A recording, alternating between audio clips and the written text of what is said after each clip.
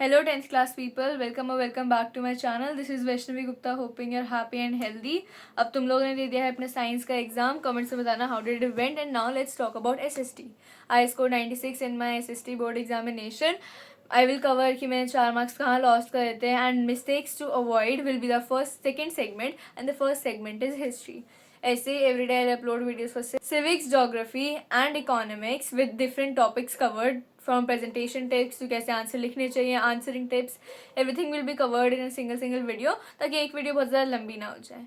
So let's get started. As all 4 sub parts of SST contains 20 marks each, चाहे वो economics के कम से कम chapters हो या फिर ज्योग्राफी की सबसे highest.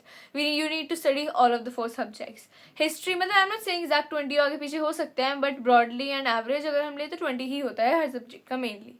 If you like history then it's well and good. Study history because बहुत ज़्यादा important है. उसकी chapters like the rise of nationalism in Europe, French Revolution, सारे chapters बहुत ज़्यादा important है. कुछ typical questions आते हैं जो आते ही हैं हमेशा. Always, even you know the topics. Reading NCERT is a must. You cannot just avoid. Even if you are doing previous year questions, you are following some extra book, some guide book जिससे तुम questions बहुत ज़्यादा कर रहे हो. If you have not read NCERT, कोई फ़ायदा नहीं है.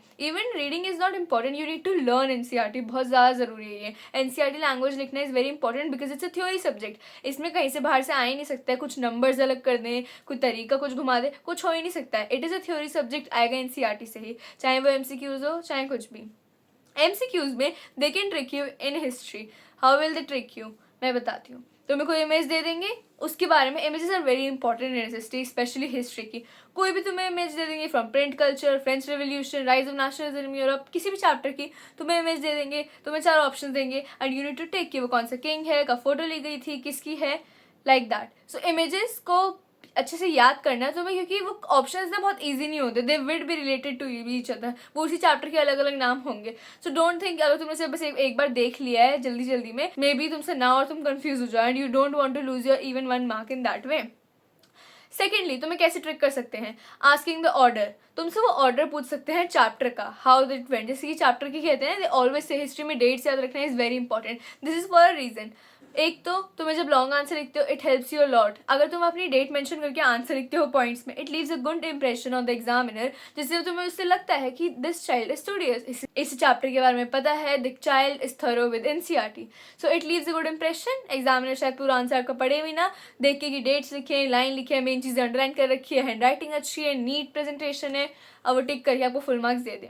सो डेट्स याद करना बहुत इंपॉर्टेंट है. इसलिए पता है हिस्ट्री में flow charts banana is very important. आज चैप्टर्स बहुत बड़े बड़े होते हैं, तो तुम फ्लो चार्ट बना लो कि इस डेट को इस साल में ये हुआ था, उसके बाद ये फॉर्मेशन हुआ, उसके बाद ये वॉर हुई थी. तो it makes it easier. Also जो MCQ ट्रिक वाले क्वेश्चन आते हैं कि इसे अरेंज करो ऑर्डर वाइज, तो उसमें तुम्हें ट्रिक ही नहीं होता, वो तुम ट्रिक नहीं होते, द अदर स्टूडेंट्स जिन्होंने पढ़ा नहीं था वो ट्रिक करते हैं, वो ट्रिक हो जाते हैं.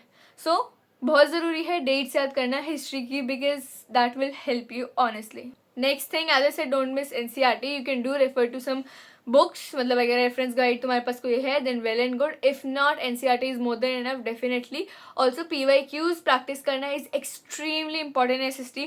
SST में तो इतने ज़्यादा है चांसेस है कि क्वेश्चन रिपीट हो जाए. तुम खुद अगर गाइड बुक्स में देखोगे ना, उसमें सेम ही आंसर होता है. वो बस उन्होंने 3 क्वेश्चन और करके लिखे होते हैं, बिकॉज इट्स जस्ट वो वर्डिंग चेंज कर देते हैं क्वेश्चन की. The question is same. वही कुछ गिने चुने मतलब ऑब्वियस क्वेश्चंस आते हैं and you need to practice this. Case based studies history का कुछ बहुत ज़्यादा डिफिकल्ट नहीं आता है, as it's a theory subject. If you know then you know. Specially in history तो कुछ भी तुम्हें ट्रिक कर ही नहीं सकते हैं. It's a direct question. It's इधर येस तुम्हें आता है, येस, या फिर नहीं आता है. आधा आता है, याद नहीं, यू विल गेट कन्फ्यूज अगर तुमने अच्छे से याद नहीं कर रखी है कोई चीज़. That's why reading NCERT in your gap days, specially for history and even all the 3 or more सब parts of history is very important. Even उसकी बैक एक्सरसाइज करना इज़ वेरी इंपॉर्टेंट. तुम भले ओरली कर लो, तुम हर चीज़ को बार बार मत लिखो, but still reading writing is always preferable, क्योंकि हो सकता है तुम्हें किसी किंग की स्पेलिंग याद ना रहे, कुछ भी हो जाए, देन तुम वहाँ पर कन्फ्यूज हो रहे हो, तुम वहाँ पर बार बार कट कर रहे हो कि यार ये स्पेलिंग थी, के आता था, सी आता था, यहाँ पर आई आता था. So don't get confuse like that. Basic जो तुम्हें लग रहा है कुछ भी अलग सा लग रहा है, कोई वर्ड लग रहा है, कोई सेंटेंस तुम्हें याद नहीं हो रहा है, कोई डेट है, write it and learn. So read, write, learn is your only agenda that you need to follow for these 4 days that you are getting for SST. Coming to the mistakes to avoid, कहाँ गए वो मेरे 4 number? Let me tell you, I can bet मेरे question answer में नहीं कटे होंगे. It's either 1 MCQ 1 और 2 MCQ. जहाँ तक मुझे याद है हिस्ट्री का MCQ था, वही ऑर्डर वाला है. Must have got confuse at that time. Also map में हो सकता है मेरे मार्क्स कट गए, not in the history 1 but geography 1. देखो मैप का जो एक क्वेश्चन आता है ना, उसे करना is very important. We'll discuss it in more detail in the geography वाली video. But for now mistakes to avoid is just long writing answers में प्लीज़ वर्ड लिमिट को बहुत अच्छे से ध्यान रखना. I am not saying that you should not exceed the word limit, do exceed it freely. उससे कम मत लिखना, पर 3 मार्क्स में 6 मार्क्स वाला आंसर मत लिख देना.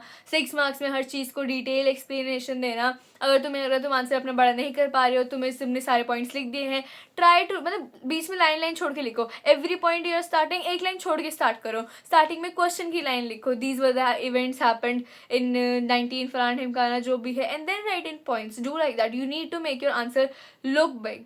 This is the mistake that you should avoid in SST examination, because it's a theory subject, as I'm saying again and again. It is important for you to make your answers look big. And also another mistake to avoid, 15 minutes to time मिलता है, उसमें you need to make your choices. This is a mistake that people may do, which is कि 15 minutes में अपना time बर्बाद कर दिया. कुछ पढ़ रहे थे, कुछ डिसाइड ही नहीं करा, कोई आंसर कुछ क्वेश्चन देखा, उसमें तुम अटक गए कि अरे यार इसका आंसर क्या, तो तुम वही सोचने लग गए. 15 मिनट जो तुम्हें टाइम है वो तुम्हारे चॉइसेस बनाने के लिए कि तुम कौन से क्वेश्चन करोगे. इधर you going to start with section D, section C से स्टार्ट करोगे, तुम्हें कौन सा आंसर करना है. ऑप्शंस इतने सारे होते हैं, 4 में से कोई 3 क्वेश्चन करने हैं, वो 3 तुम कौन से करोगे. You need to mark it with pencil, अपने दिमाग में रखना है. जब वो हो जाए then you need to go to MCQs. फिर MCQs तुम्हें अपने करने जितने तुम कर सको. You don't need to stuck on one question की अरे यार इसका आंसर क्या था, अभी सोचने लग गए आंसर कैसे लिखना है.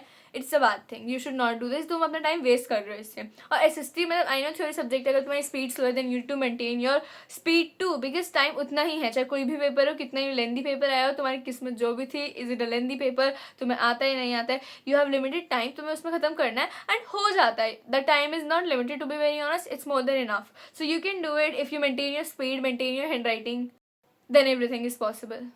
And that's the only thing mistakes में as such if you can make, जिसके chances हैं थोड़े से ज़्यादा. I've covered everything. And also if you ask me how to learn history now, if that is the problem that you're facing, जैसे मैंने कहा कब हुआ था, हेडिंग डालो, क्या हुआ था देखो, कैसे हुआ था, किसकी वजह से हुआ था, कॉज देखो, इफेक्ट देखो, रीजन देखो. जस्ट ऐसे करके अपने आप से खुद क्वेश्चन पूछो and try to find the answers in the book, in the NCERT. तुम लोगों ने ऑलरेडी प्री बोर्ड और हाफ ईयर में कुछ क्वेश्चंस करे होंगे, ऑलरेडी प्रैक्टिस करे होंगे. So now you know questions कैसे आते हैं. दे आर डायरेक्ट, बहुत ज़्यादा ट्विस्ट नहीं करते हैं, थोड़ा बहुत of course they can confuse you, मतलब they can confuse in the sense of you are not suppose to get confuse in history वाले क्वेश्चन. बट अगर तुम्हें आता है तो आता है, नहीं आता तो नहीं आता है, राइट. सो इसलिए तुम्हें डेट वगैरह से पता होनी चाहिए कि अगर मेरे पास एक क्वेश्चन आ गया फॉर 6 मार्क्स, इफ ये मेरे पास क्वेश्चन आ गया 3 मार्क्स, तो तुम कितनी उसमें लिखोगे. If you are memorising for 6 marks doesn't mean अगर वो 2 मार्क का क्वेश्चन आ गया by chance, you are going to put all your efforts in the 2 marks का क्वेश्चन, बिकॉज वरना बाकी क्वेश्चंस तुमसे छूट जाएंगे. इसलिए तुम्हें एक चीज़ को ऐसे करके याद करना है इन पॉइंट्स, ताकि अगर वो कुछ कम मार्क्स में आए या फिर ज़्यादा मार्क्स में आए तो तुम और पॉइंट्स लिख सको और कुछ पॉइंट्स कम भी कर सको. And that is the only tip that I can give you to learn. बाकी जस्ट स्टे फोकस्ड, स्टे मतलब just stick to NCERT, don't go run for many books. PYQs कर लो, तुम्हें करने हैं तो रेफरेंस बुक सिर्फ क्वेश्चंस के लिए जाओ, उनकी समरी वगैरह मत पढ़ो, that's not very much advisable. NCERT is your literally everything right now. And that's it for this video. I hope you like this video and hope you find this video helpful. I've covered almost everything and yeah, bye bye, see you in the next one. Also अगर तुम्हें full detailed video चाहिए SST की right now, जिससे पहले मैं बाकी videos upload करूँ, you can check the description. मैंने SST की एक और video बहुत पहले बना रखी थी जिसमें मैंने actually काफ़ी सारी चीज़ें cover कर रखी हैं, almost everything. You can go check that video too. And yeah, that's it for this video. All the best for your boards. Bye bye.